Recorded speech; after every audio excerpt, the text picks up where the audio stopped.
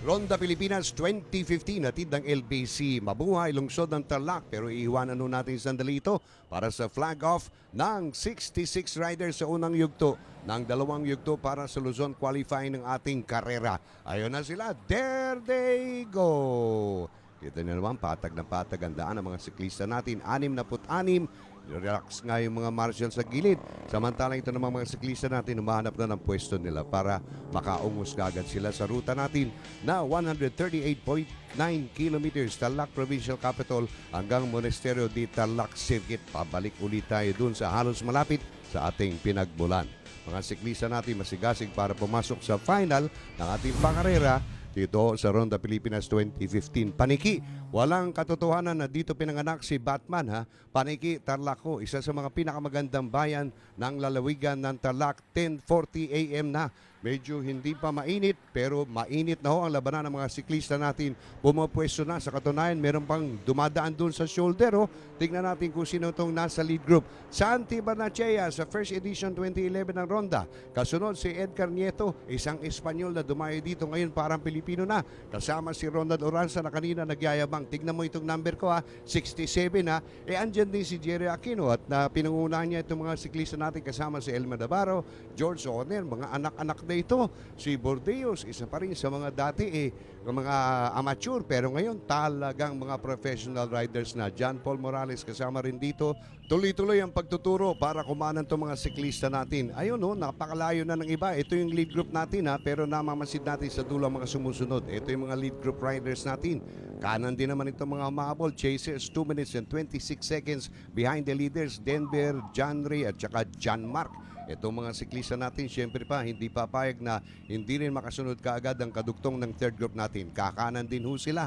Ito, 1, 2, 3, 4, 5 at meron pang dumarating na 4 sa likuran nila. At maraming iba pa doon sa may bandang likuran na humahabol din para makaagapay sa mga nangunguna natin mga siklista. Third group pa rin itong mga nauna sa unahan natin. Ito na mga kaibigan ng peloton. Pag sinabi mong peloton, yun na ang main body o main group. Pero 3 minutes and 24 seconds sila sa likod ng mga leader. Samantalang kanina halos sabay-sabay lang sila pumipidal. Bakit naiiwanan sila ng 3 minutes and 24 seconds? Depende ho siguro sa pedal nila. San Jose Eco Trails, patungo na ho tayo sa Monasterio de Tarlac na siyang finish line natin. Santi Barnechea, Jerry Aquino, Ronald Oranza, Nelson Martin at George O'Connor. 5. Itong mga nangunguna natin leaders pabulusok pero kuidaw ka sapagkat malapit na sila sa unang KOM point natin na biglang aangat. Ito yung sinasabi natin, KOM at tignan natin 93.8 kilometers na sila.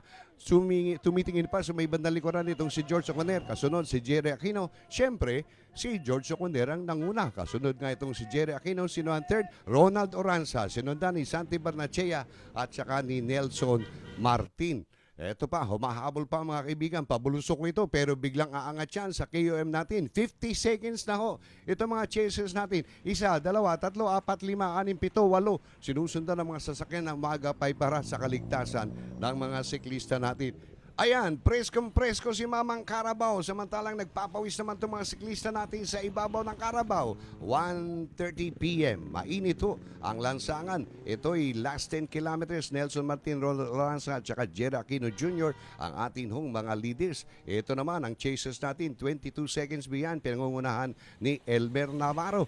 Sunod sila doon sa tatlong nanguna kanina. Napakaganda nito kabundukang ito. Alam ko, Mount Resurrection. Sinusubaybayan pa rin ni Commissar Mick Rob, itong dalawang leaders natin. Kanina pa talagang nakakahiwalay doon sa ating main peloton ng mga chasers natin. Relax ng kaunti yung pagpedal.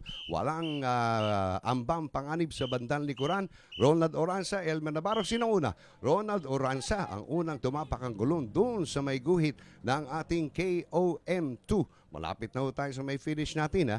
Malapit na sa Barangay Lubigan, San Jose Tarlac. John Paul Morales, 43 seconds behind sa KOM2. Siya lumalagay na pangatlo. Tingnan mo, kanina 66 halos sama-sama. Ngayon, hiwa-hiwalay na sila. 2 sa una, 1 ang chaser natin papasok dito sa may San Jose, Tarlac Provincial Capital. At ito na yung Barangay Lubigan natin sa San Jose Tarlac with Ronald Oranza finishing first out of the 66. Ronald Oranza, 3 hours, 32 minutes and 1 second. Kasunod si Elmer Navarro, John Paul Morales, pang-4, Santi Barnechea, pang-5, John Mark Camingao. Babati na naman ho tayong muli para sa ikalawang yugto ng Luzon qualifying ng Ronda Pilipinas sa hatid ng LBC. Handa na ang ating mga siklista para sa ikalawang yugto for the Luzon Race of the Ronda Pilipinas 2015. Eto, lumalarga na mga siklista natin. Nakaupo tayo ng kaunti sa pangambang, baka mabangga tayo hindi. Mga professional ho, mga siklistang ito. Sa totoo lang, 102 kilometers ho ang kanilang babaybayin mula sa capital ng Rizal Province, Antipolo City, pabalik.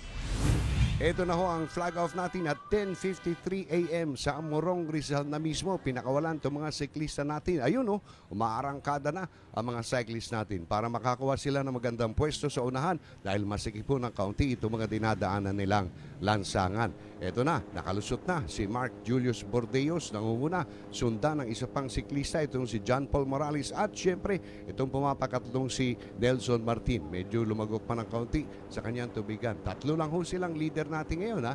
Tingnan natin kung sino mga sumusunod dito sa mga leaders na to. Ba, main peloton. Ako pa daw ang buong kalsada. Tignan mo naman ha, napakaganda ng kalsada, napakagandang tignan ng mga siklista natin na dumadayo dito sa may bandang lugar ko para makunan sila ng ating telebisyon.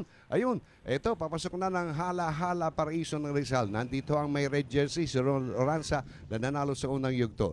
Napakaganda tignan sa may ibabaw ng kalsada samantalang tayo ay nandito sa may panig ng bakahan.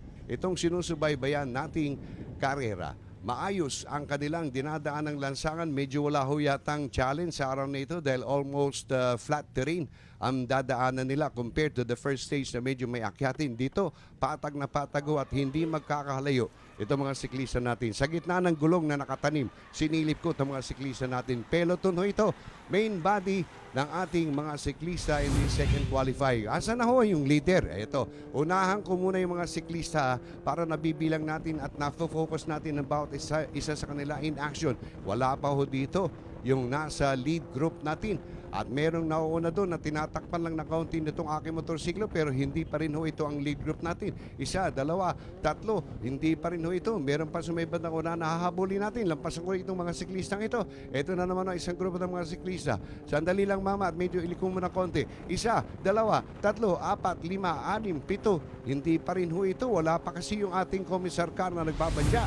Ito ang ating leader ngayon. Aba, nag-iisa si Rostom Lim, number 65, pero nag-aalala ko sa iyo, Rostom. Pagpasok mo dyan sa Morong, hindi ka pa rin safe sapagkat nandito, breathing down your neck, ang red jersey group, ang chaser group natin, maabot sa iyo just a few seconds behind. 19 seconds lang, Rostom. Itong red jersey group na pinangungunahan din ni Ronald Oranza, Morong, where education is fit for everyone. Third group na ho ito, 2 minutes and 42 seconds mula doon sa nagsosolong si Rostom Lim. Isa, dalawa, tatlo, apat, lima, anim na mga siklista, mga kaibigan, papasok din sa may Morong. Ito na, nag-aantay na ho sa may bandang finish line. Ang mga fans natin na inaantay ang mga paborito nila mga siklista sa second qualifying leg nitong anting Ronda Pilipinas 2015. Ito na ho sila mga kaibigan. Isa, dalawa, tatlo, apat, lima, anim, pito, walo, siyam, sampu at sobra pa. Pati mga tricycle driver hindi na namasada para mahintay lamang nila at makita ang kanilang mga paborito. Papasok na dito sa may finish line. Ito na, tinaas. Uy, nakapula. Ronald Oranza na naman mga kaibigan. Na-sweep niya yung dalawang legs ng Ronda Pilipinas Luzon qualifying. Anong Oranza? Itong si Ronald, 2 hours 34 minutes and 51 seconds. Kasunod si George Soconer, 2 hours 34:51. Santi Banache, pangatlo. John Mark Camingaw, pang-apat. Jerry Aquino Jr., pang-lima. Enzo, na-sweep ni Ronald Oranza. Ito ang individual general classifications sa Luzon qualifying. Kasunod niya si John Paul Morales, Santi Banachea, George Soconer, panglima si John Mark Camingaw. Enzo, kumpleto na Mindanao, Visayas at ngayon Luzon qualifying ng Ronda Pilipinas 2015. Buo na ang cast natin going to the national finals ng Ronda Pilipinas 2015 Championship.